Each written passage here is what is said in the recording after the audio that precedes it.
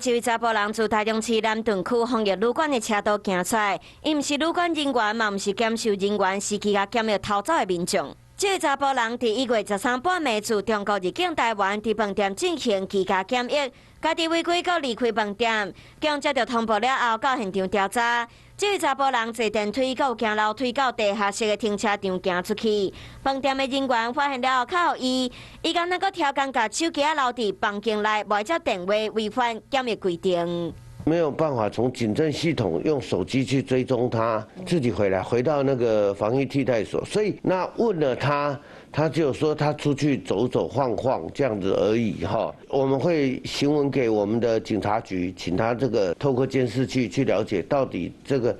男子他去了哪里。台中市民政局讲，这位查甫人入境的时采检是阴性，第二日检疫第11天逃走出去6点钟，阁无愿意讲家己去过倒，会积极调查伊去过的所在。不过逃走的行为已经违法，会依法罚30万，而且居家检疫者逃走出去，毋奈害家己罚罚钱，嘛有可能会害到其他的人。好，民众一定要遵守防疫规定，莫因为一时关袂掉就违规逃走出去。